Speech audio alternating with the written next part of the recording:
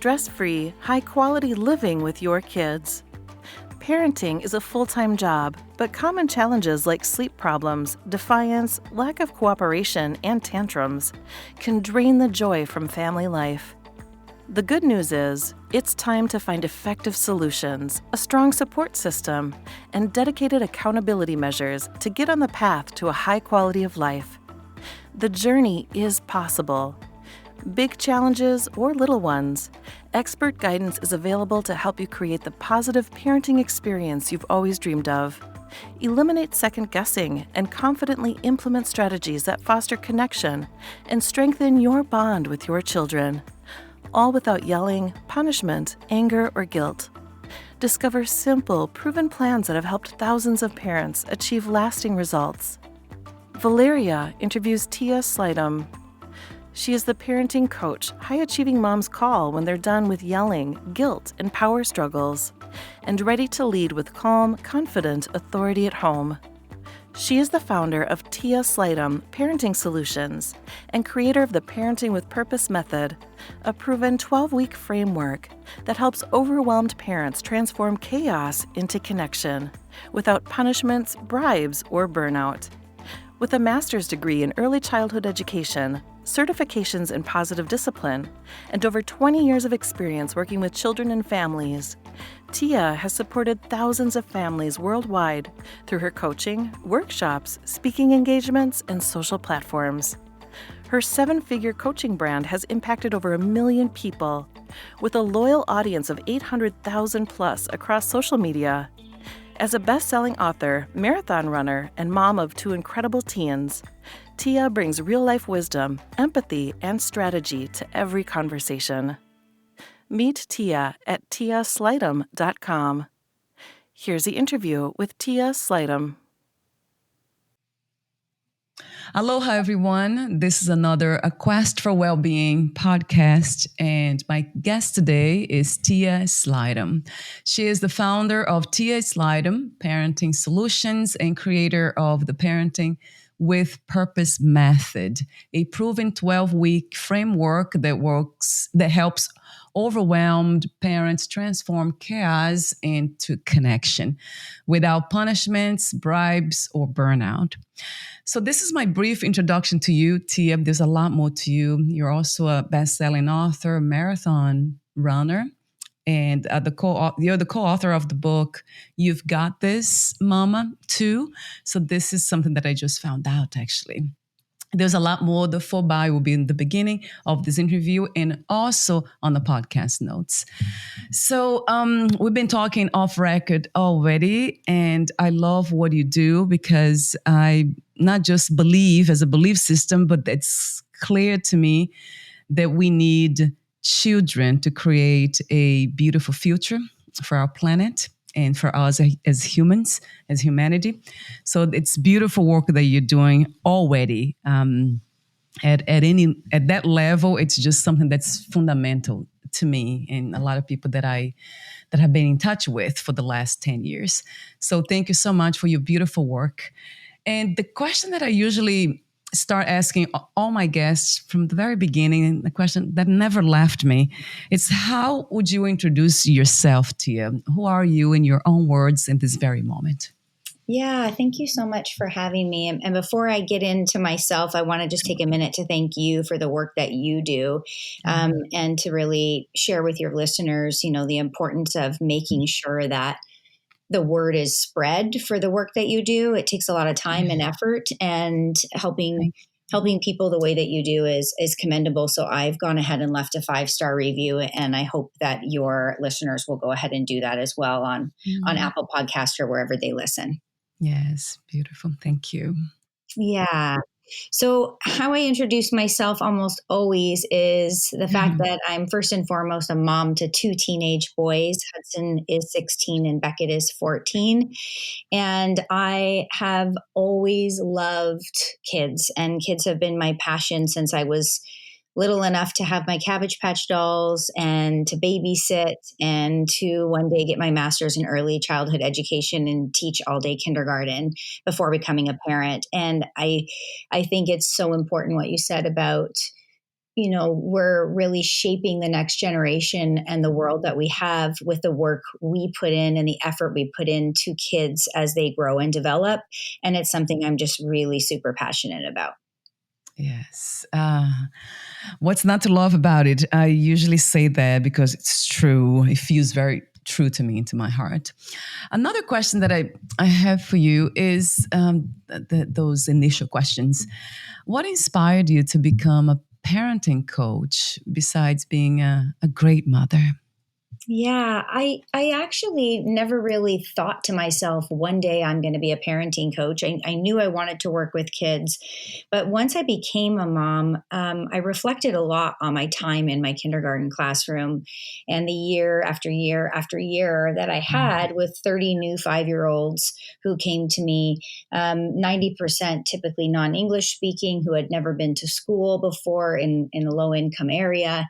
And year after year, I was able to enjoy my students, bring them, to their full academic standards, pass the state standards. And teachers around me were screaming at their kids and miserable and complaining about their students.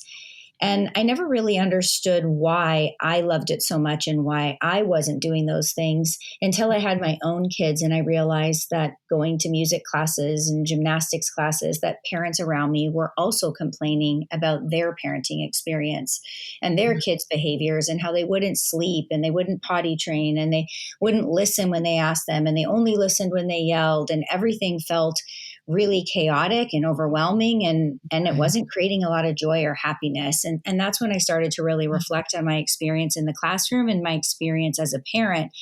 And it really dawned on me that it wasn't the kids that were creating these environments and these outcomes. It was really the educator, the teacher, or the parent.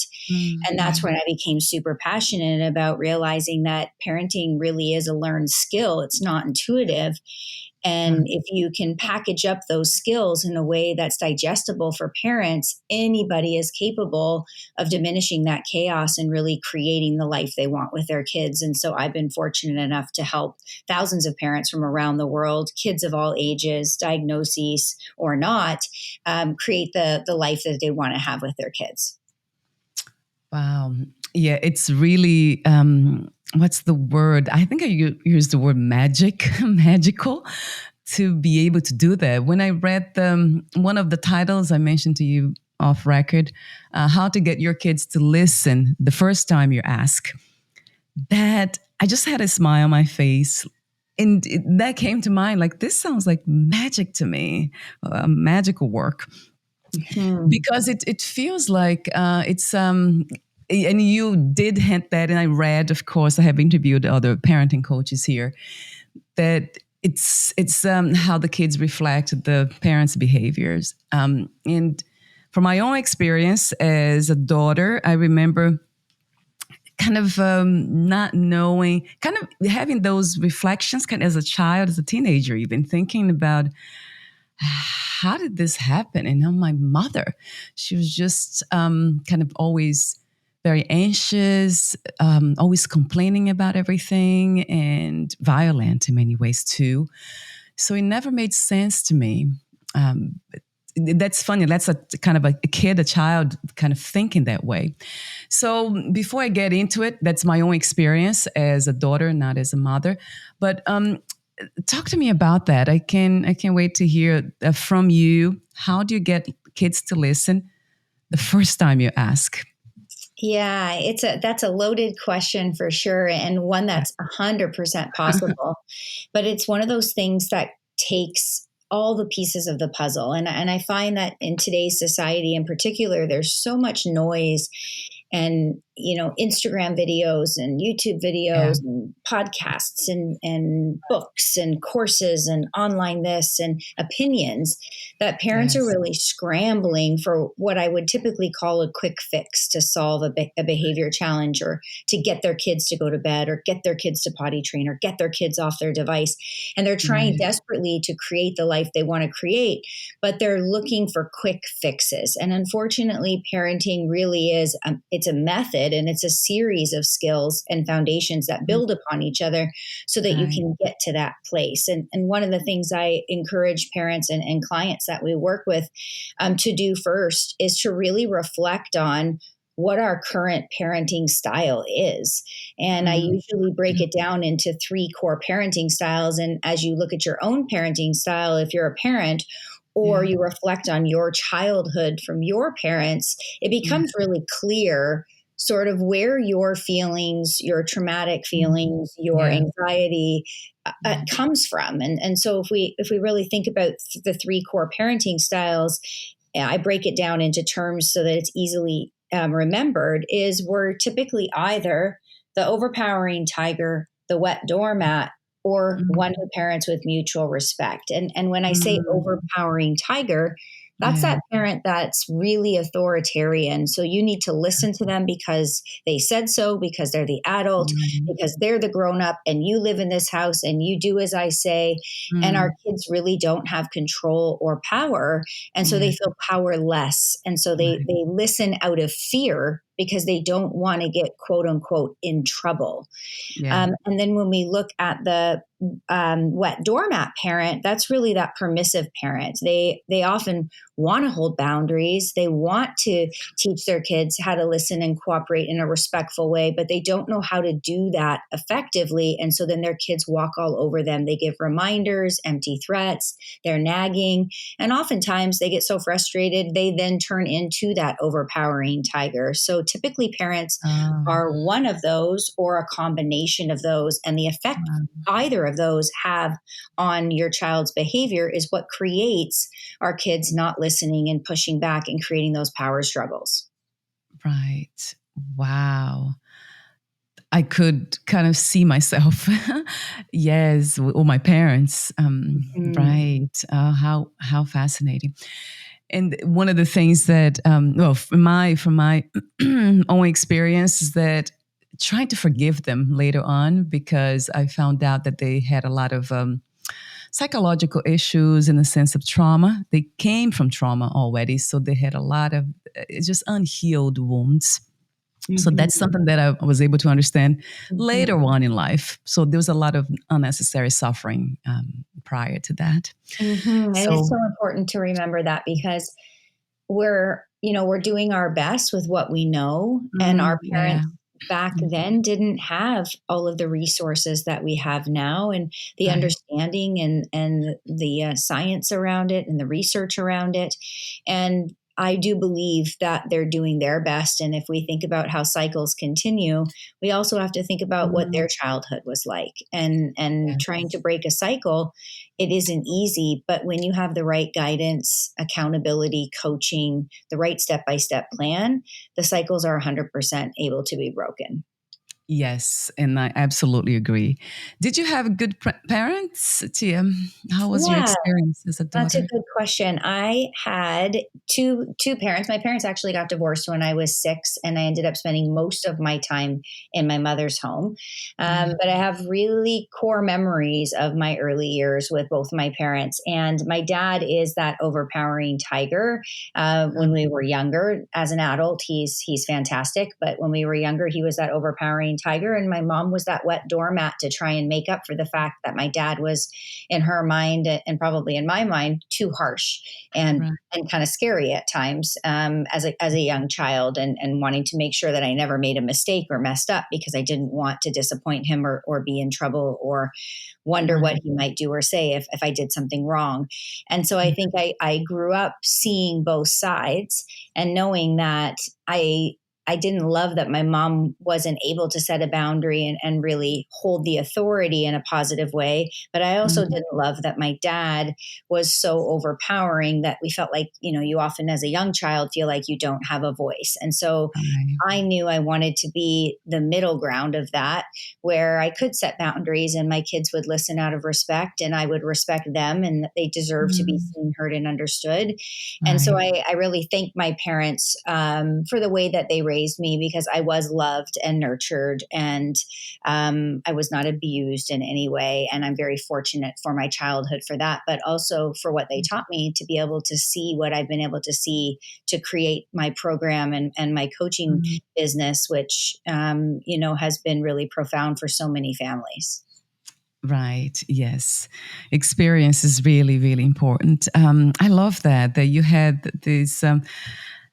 Love in a sense of learning, a learning experience of that you were able to see both sides from your own experience. So that's something that became very, to me, that transforms into wisdom because a lot of people have knowledge we can gather and we can be in touch with so much information and ended up becoming knowledge but not really wisdom. To me, that wisdom is applied knowledge or applied helpful knowledge Mm-hmm. basically from my perspective.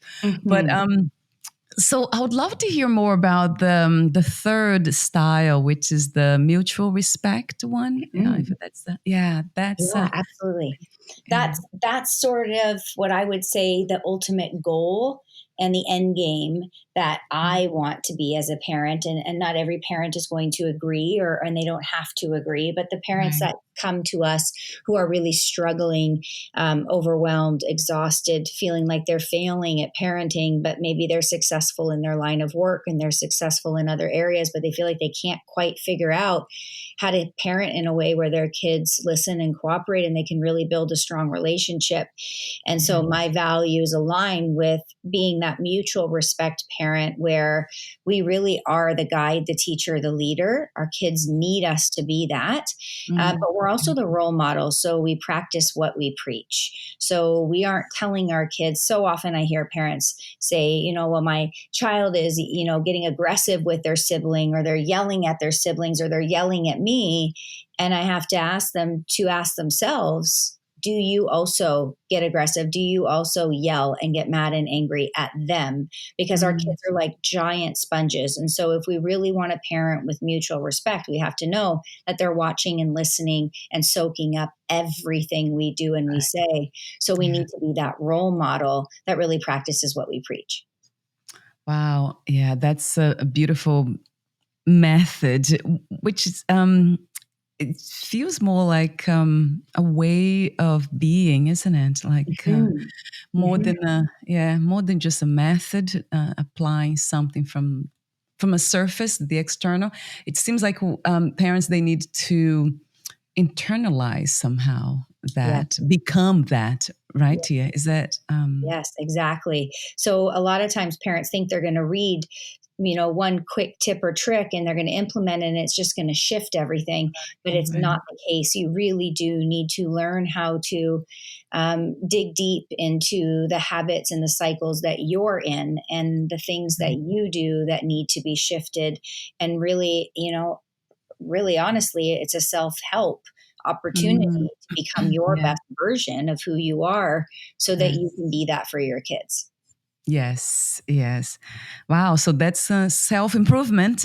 There's a whole area about that, which I like better I don't know, this idea of accessing our inner power, our inner wisdom. I usually go more in that direction, using those. It might be the same thing, but I don't know if I'm trying to, yeah, in a sense, improve myself.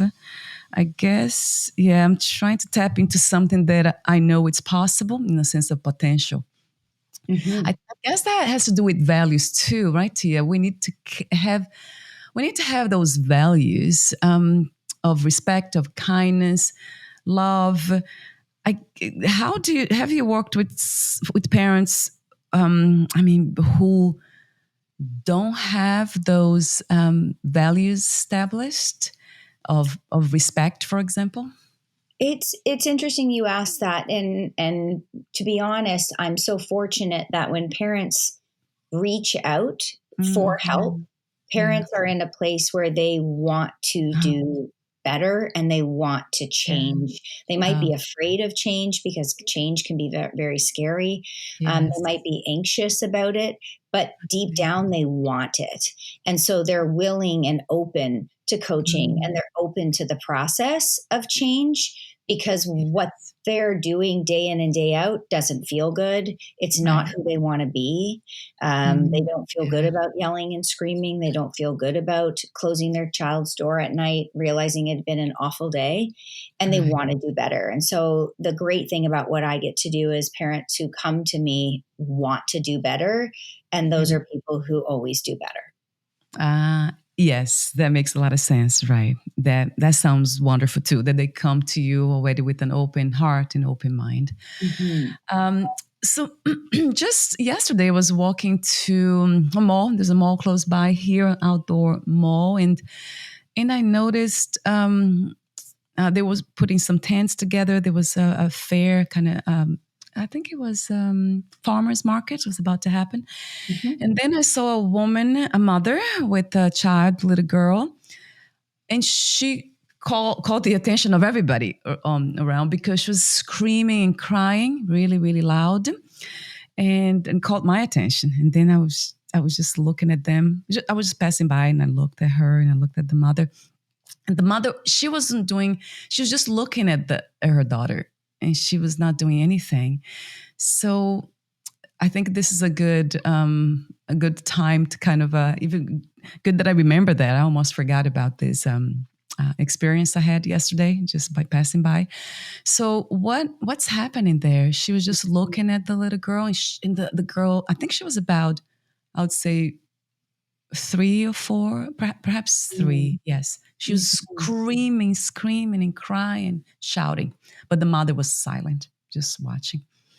Mhm. And And that went on for a while. Yeah, for you quite a wonder what while. that child must feel in that moment when there's so many big emotions and the Mm. emotions don't feel heard. And when a Ah, child doesn't feel heard, they yeah. learn to keep their emotions in and they learn to feel that their emotions aren't valid or Yeah. that they're not accepted. And that Yeah. creates a lot of anxiety and depression in adults. Mm. And so, one of the things I really encourage parents to ask themselves is, do you know why your kids are crying? Do you know why they're acting out? Do you know why they are, yelling that they hate you? Do you know why they're refusing to turn off their device? Most of the time, parents don't have a clue why the behavior is happening. And if we don't know why it's happening, we don't Mm. know what we're solving, and then we don't know how to solve it. And so I like Right. parents to think about it as, an analogy like when you have a headache. And when you have a headache, you don't like the feeling, you don't like the symptom. It hurts, it doesn't feel good. Yes. So you want to get rid of that pain. So typically they'll take an Advil or a Tylenol to quickly band aid the headache and get it to Mm. go away. But the Mm. truth is, it doesn't really go away. We mask the symptom because we Right. don't know why we had the headache. Right. Was it dehydration? Was it overstimulation? Are we having a food sensitivity? Like, why are we getting the headaches over and over again?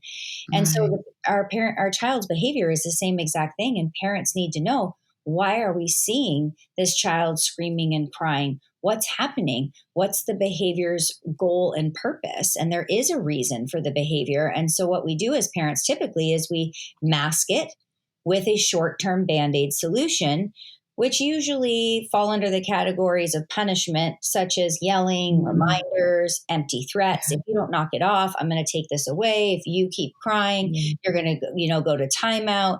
We, engage in power struggles and we overpower our kids. And when we use these tactics, we create kids who listen less and act out more. And the sad thing is, we still don't know why our child is crying. So we band aid it. It might go away in the moment, but it keeps coming back again and again. And so, what's Mm. really important for parents to know is they need somebody that they're working with, whether that be me or another parenting coach, to Yeah. help them really understand what their kids' needs are from a basic standpoint, physiological standpoint, sleep, nutrition, transitions, security, to an emotional standpoint of power and attention, and also how their parenting is directly robbing their kids of their needs versus helping fulfill them. It's a loaded, process and foundation, but one that's quite simple when you're being walked through it. Wow. Yes, you said a lot there. So it is a process, right, Tia? It's not something that can be done overnight. It's not a quick fix, as you said earlier. Yeah, because learning to break those punishment cycles, the yelling, reminders, empty threats, timeouts, taking things away, bribery, rewards, these are all Right. things that parents do to try and get their kids to listen. They're not doing it to try and get their kids to act out more. I know that every parent is Mm, doing it for the right reasons. right. And it's either how they were raised and it's all they know, or they're trying to help their kids do better. But the challenge is, because parenting's a learned skill, if we stay stuck in those punishment cycles, the behaviors will never go away. And as your child grows into the teen years, Mhm. they will rebel more. And so the goal is for parents to really learn how to break the punishment cycles and instead learn how to discipline.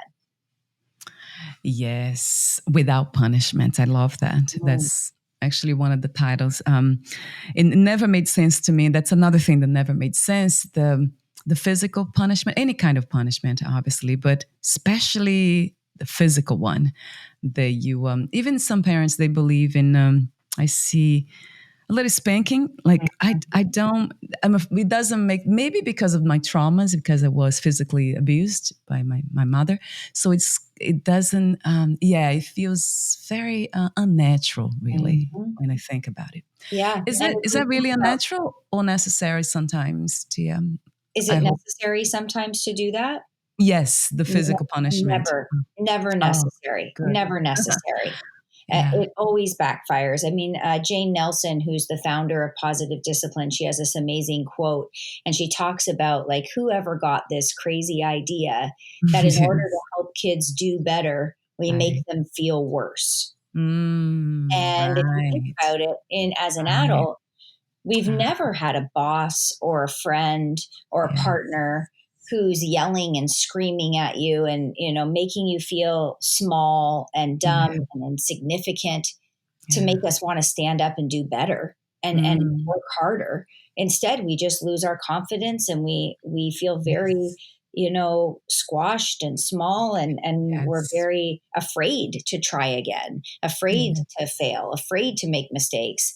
And Yes. so we have to know that our kids will do better when they feel better, just like we would. Oh, I love that. Of course, I would. Yeah, thank you for that confirmation. Yeah, for saying that. Mhm.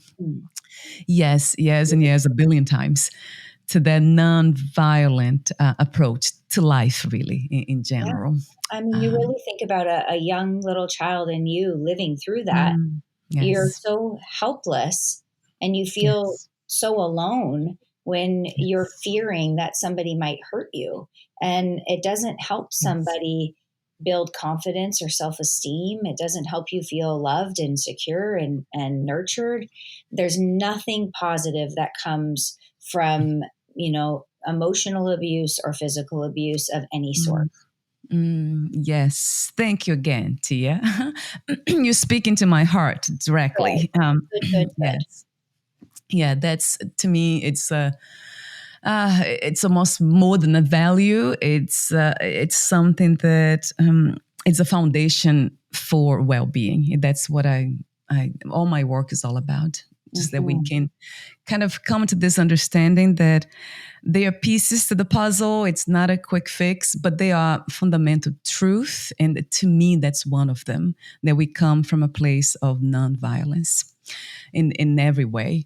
And basically kindness. That's what I usually kind of, it's my guiding principle. If I can always go back to love, go back to kindness, then everything works out. And it Mhm. usually does. Mhm. I agree. Almost like 90% of the time it works. So, is there a difference between parenting a girl and a boy? Are they? I have heard that we are very different, men and women. Our brains are not the same. So, do you find it to be more challenging one way or another? That's a good question. I think when we are looking at trying to symptom problem solve and symptom surface, get behaviors to stop, it's going to feel very challenging. But if parents Mm, take the time to really learn how to shift their parenting from punishment to discipline and how to really understand their child's needs, on that behavior needs roadmap that I created that really tackles every need that any child has, whether it's a boy or a girl, yeah, that you are setting your child up for success. But so often we're skating by and we're sort of throwing spaghetti at the wall, trying to figure it out as we right. go. And Yeah. that's what really creates the confusion and the challenges along the way, whether you're raising boys or girls. Yes, that makes a lot of sense too. Gosh, you have so much experience. That's wonderful to hear and to see out there.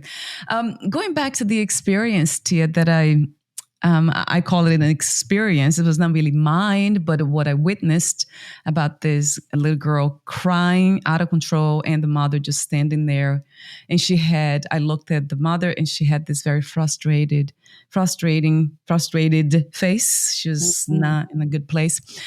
And she was just watching. And immediately, from my perspective, was that I felt really compassionate and empathetic towards the girl.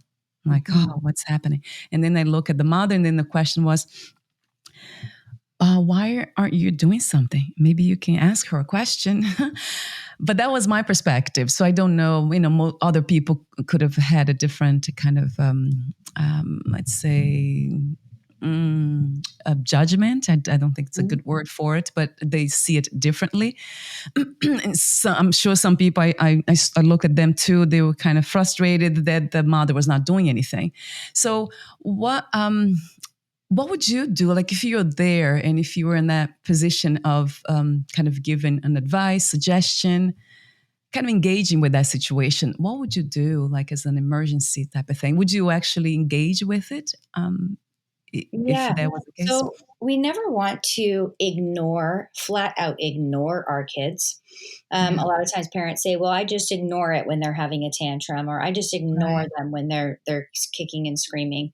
right. And ignoring isn't helping to resolve a situation. There are times where we should walk away 100%, but we need to know again why the behavior is happening, so we know when we choose to walk away that we're choosing to do something that's actually helping and teaching and supporting, not Mhm, mhm, abandoning or leaving or making our child feel like their emotions are not welcomed or okay.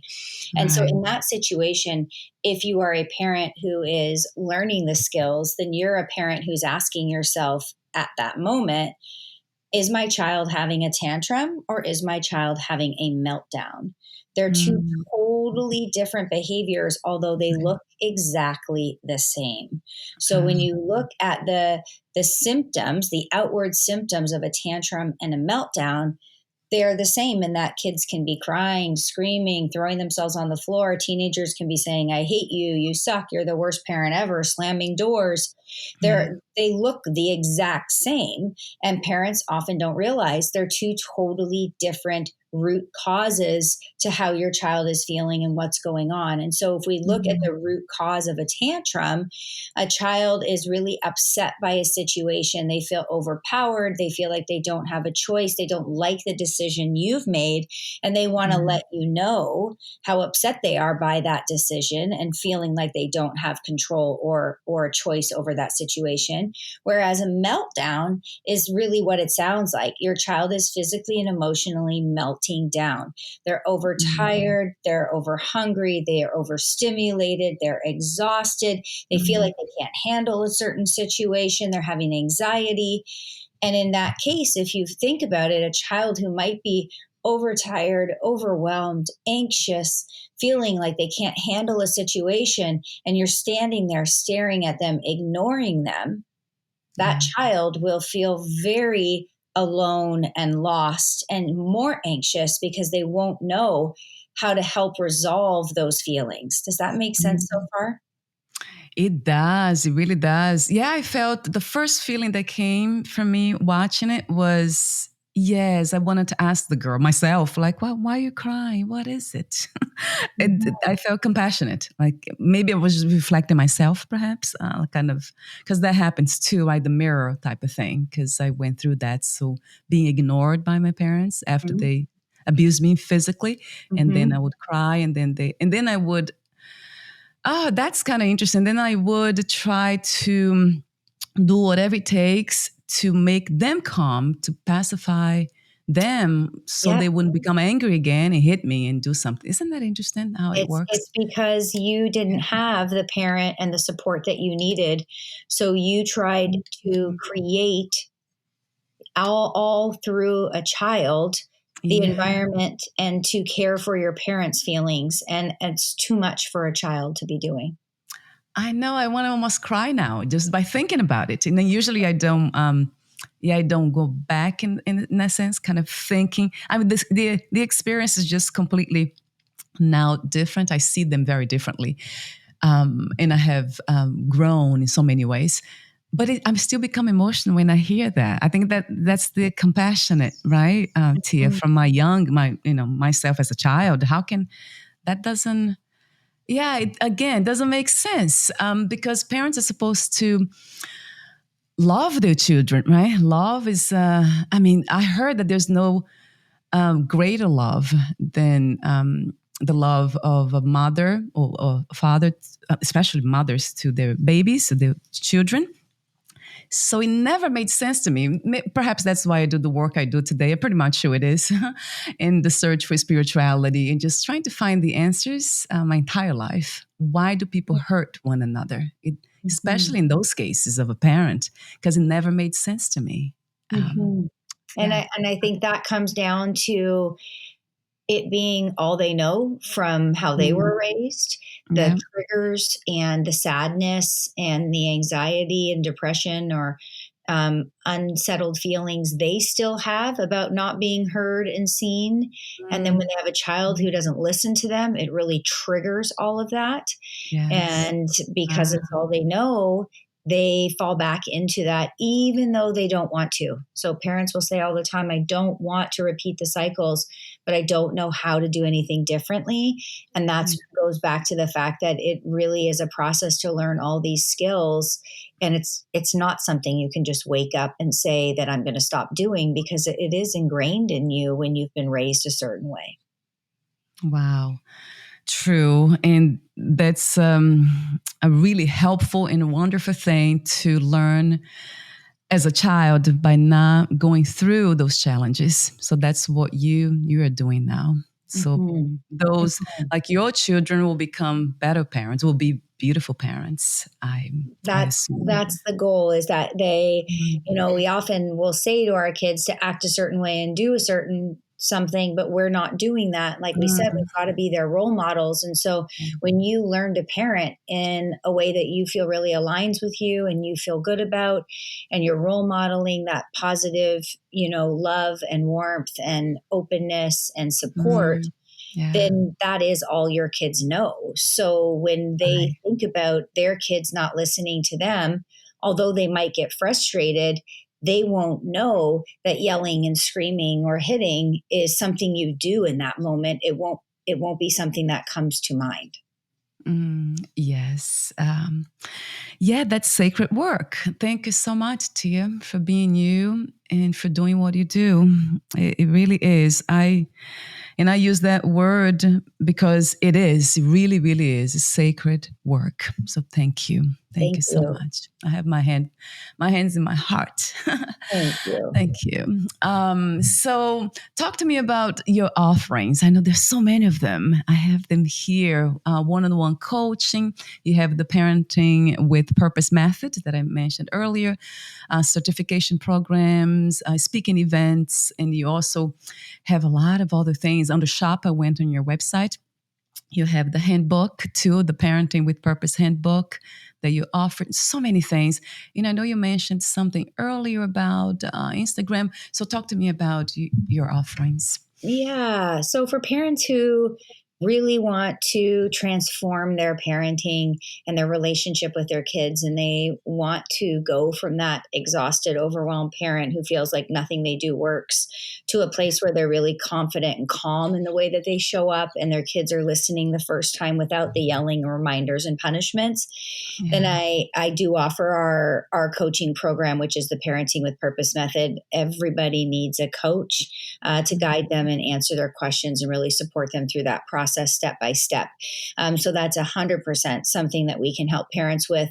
But for parents who are unsure if we're the right fit and they want to get a taste of what we're about and they want to start taking a first step into these, uncharted territories for them at this point in time, I've put together a special battle-free parenting bundle. And this bundle is filled with information and guidance that we only give our highest paying clients, but I wanted to give your listeners a chance to really dive in. And so they're going to have an opportunity to download our number one tool, which is called Golden Time, which really will help fill up your child's power and attention buckets, which are those core emotional needs, by building your relationship and bond. And it takes only 10 minutes a day. So busy parents, we've all got 10 minutes. And it will really increase your child's listening and cooperation and decrease those power struggles from the second you start. So it's really important to grab that. And then the second thing I've bundled up with that is a 50-minute parenting breakthrough call. So you're going to be able to jump on a call. We'll be on Zoom. We'll discuss your challenges, where you're at, your frustrations, the cycles that have been going on, and really deep dive into your goals and what you want to achieve, and really work out a 90-day plan on where you can go and what you can do to reach those goals in the fastest and easiest way. And so your listeners, if you guys all want to head over to Instagram, my Instagram handle is Tia Parenting Coach. So TIA Parenting Coach. And if you DM us the word quest, we'll know where you came from, and you'll be able to access this special bundle just for you. Wonderful. Thank you so much, Tia. I'll have the link here too on the podcast notes, so it will be clickable. Tia's Instagram website address. So should I mention your website too, Tia? Is that something? Sure. Absolutely. Okay. Absolutely. So tiaslightham.com, that will be also clickable on the podcast notes. I'll have those two links clickable. Awesome. Wow, it has been wonderful to talk to you. It kind of made me a little bit emotional, and I went back to the past, but it's also very useful. It's very helpful to kind of remember where we come from, so we learn and we don't make the same mistakes. It's something that I don't know if that's the reason why I never had children. It was not really a choice, but it's yes, I don't know. It's funny how that it might, maybe in a sense, you never know, right, Tia? Children who have been abused, a lot of times they might kind of refrain from having children because they don't want. I don't know. I never had the thought, but it seems like, who knows, subconsciously, it might have been the reason. It might be scary. But I want parents to know, if they've experienced that you can get help, and you are strong enough to break the cycles, and you can 100% have kids and create the life you want, if it's something that you really feel is the step that you want to take. Yes. I love how reassuring you are. Very positive. And yeah, I love how you back that too with all the work that you do. There's so many offerings. So you actually, it's something that it's obvious now that we have tools to get where we want it to be. It's not something that we need to do alone either. I do believe in 100% using your word and coaching. It's so important. I had so many coaches throughout my life, and they are just they are best friends, therapists and coaches. I really love them. I have to say, they're like best friends to me. It really feels that way. So thank you. Yeah, and it's such a good point to share, because asking for help is such a strength, but we often think that if we ask for help, it's because we're failing or we're weak. But we Right. all can't be amazing at everything, or the world would be a pretty boring place. And so Yes, I agree. it's important to know that when you reach out for a coach, you're actually role modeling to your kids as well, that asking for Mm, help is a strength, and asking for help is something that can help you become a better version of yourself. mm. And there's something really powerful about that. Wow. Yes. Yes. Another billion times. I love how wise you are too. Thank you for your wisdom. Thank Thank you. you. Thank you so It's much. beautiful. So before we say goodbye for today, Tia, would you like to add anything that you left unsaid, or deliver another message, another piece of wisdom, anything in this very end? Well, I could give everybody a really simple strategy and tool if they're feeling like they're power struggling with their kids all the time, and it feels like no matter what they say, it's always followed with pushback. Then I want you to think about the words that you're using. And there's the most detrimental 2-letter word that parents use all the time. And you might be thinking it's the word no, but it's actually not. It's actually the word if.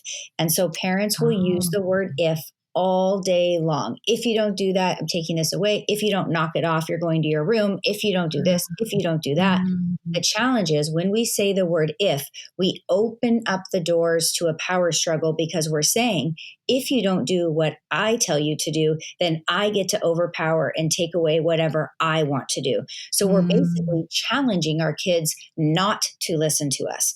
So wow. instead of using the word if, I want you to swap it to the word when.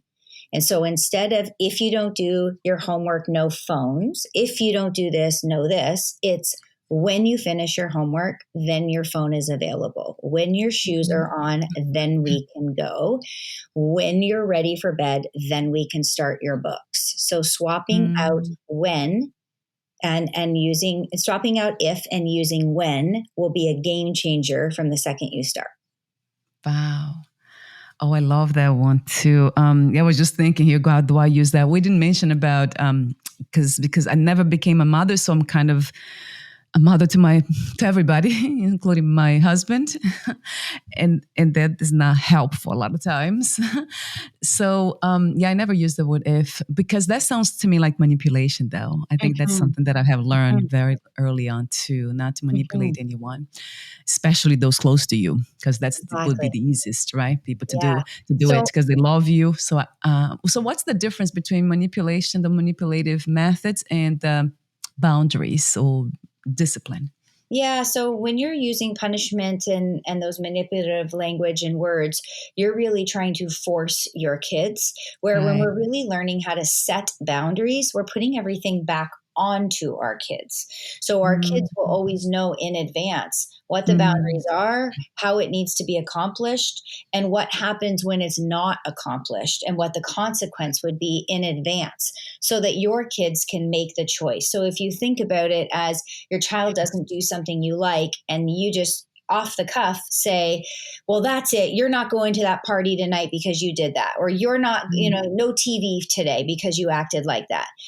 In the yeah. moment, we're overpowering them and we get to call all the shots. That's completely unfair. And we would hate that if anybody was doing that to us as an adult. Right. Instead, when Right. you're really setting boundaries and setting up consequences effectively, you're giving your kids advance notice. So they would know what behavior has to happen in order for the TV to be available, and what happens when the TV is not available. So they can then make a choice to do Mm, what feels good, so they like the outcome, or make the choice mm, that doesn't feel good and not like the outcome. And that's how our kids learn to make really independent decisions, become self managers, and be the person that they want to be, not because a parent is overlooking them or mm. watching them, but because it feels good to them to do the right thing. Wow. Yes, that sounds intelligent to me. That kind of intelligence that I really love, which is wisdom, and that goes back to what I mentioned about the inner power, like when parents or humans, they access their inner power, they come from that place of knowing oneself. So it's so much more loving. And then we allow other people to do the same. It just happens. I have noticed that too with my husband, with my family, with my friends. Yeah, always giving them the choice. I love that, Tia. So it seems like very simple to me, right? Not imposing, overpowering, not forcing anything. Basically, that's something that a principle that I follow too. No forcing. Yeah, And, exactly. thank you so much again for your beautiful presence and your wisdom. That to me, it's full of heart and it's timeless because it's meant to create a reality, a world that's so much more peaceful and in harmony too. I see nature, how beautiful it is, and how everything just kind of works together. Then nothing's forcing anything to happen. And I believe we are, beyond belief, that we are nature too. We are nature itself. We are not apart from nature. So thank you so much again for being this beautiful human that have had already access to their true nature for so long. And I didn't know about you. So that's beautiful to know that you're here and doing this work. Thank you so much again, Tia. And I'll have all the links there on the podcast when it's published, and we'll talk soon. We'll be in touch again.